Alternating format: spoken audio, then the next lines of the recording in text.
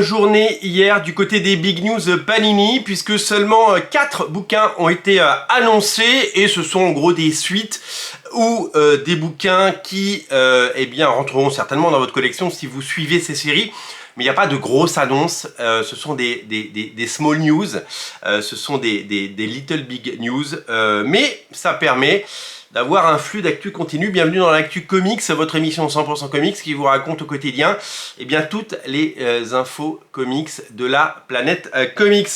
Le premier titre à avoir été annoncé, c'est lui, c'est le 4e tome de l'intégrale Warlock. Alors, moi Warlock, j'adore, je vous ai fait les pages à pages, et je vous ai dit combien cette série m'avait passionné à son arrivée dans les pages de Titan.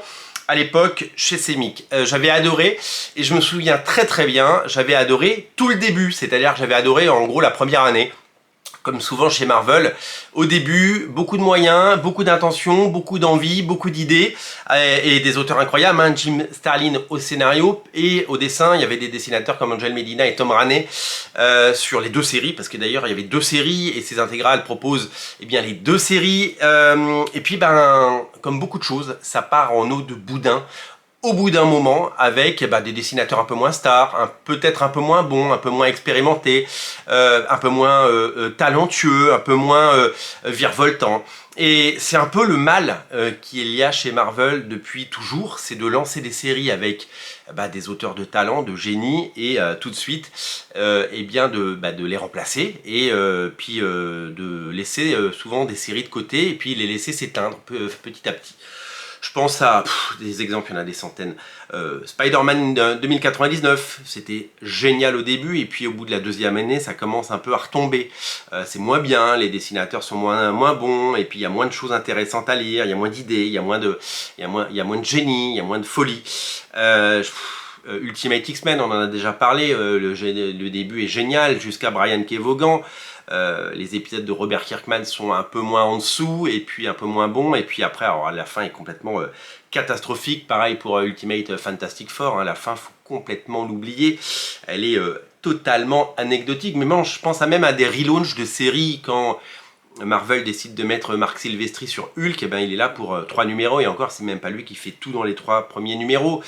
Quand il lance une série Inhumans avec Joe Madureira, il fait que 3 épisodes, et que après, c'est Ryan Stegman, c'est un bon dessinateur, mais c'est pas non plus la grande folie, et ça manque à l'époque. Maintenant Ryan Stegman est devenu un très grand, mais à l'époque c'était pas encore un très grand.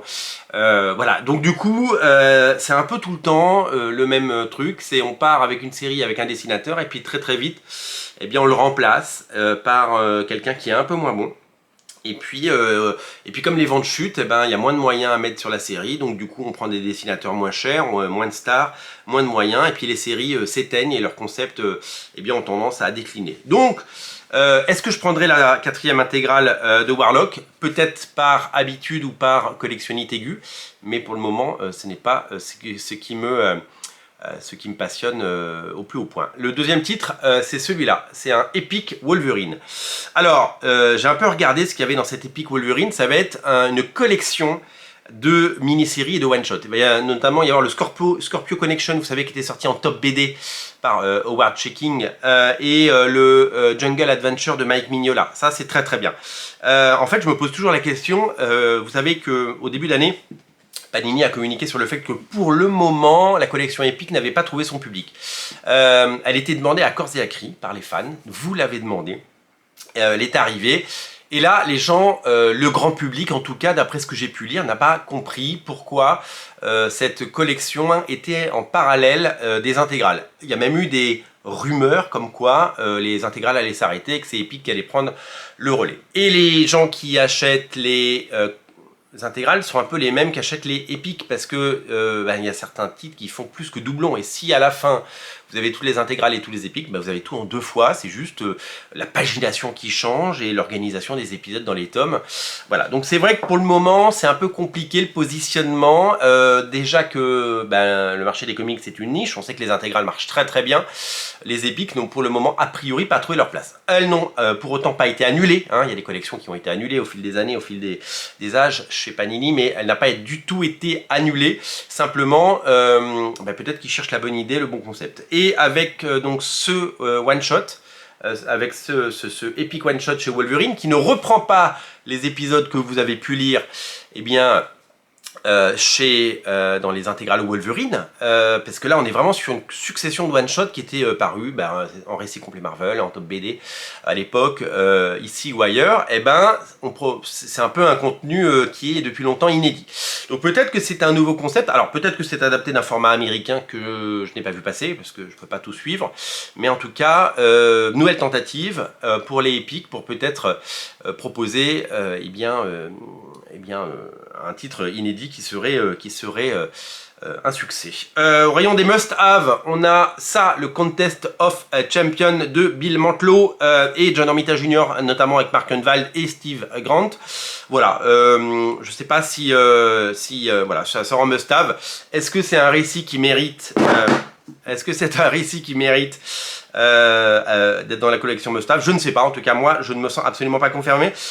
Et dans la collection classique, Nick Fury l'intégrale, 1992-1994, donc avec les épisodes de Scott Lobdell, MC Wyman, notamment. C'est pareil, ce n'est pas un titre qui attire spécialement mon attention. Voilà, donc il n'y a eu que ces 4 annonces hier.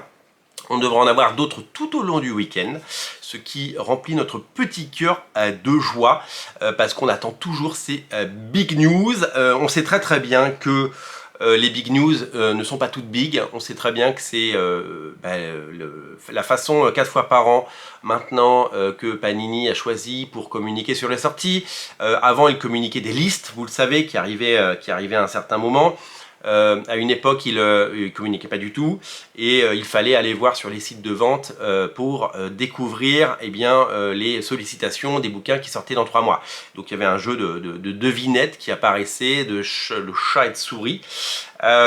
Et donc c'est vrai qu'on a été très longtemps très frustrés. Donc maintenant, ils annoncent très en amont, 3 mois, 4 mois, 5 mois, 6 mois en avance, et bien certains titres comme ça, il n'y a pas de spéculation, et puis ça permet de communiquer, et tout le monde y gagne, tout simplement. Voilà, on se retrouve donc très vite pour une nouvelle Actu Comics avec plein d'autres big news qu'on espère big. Je vous souhaite un très bon week-end, et je vous dis à très bientôt, salut.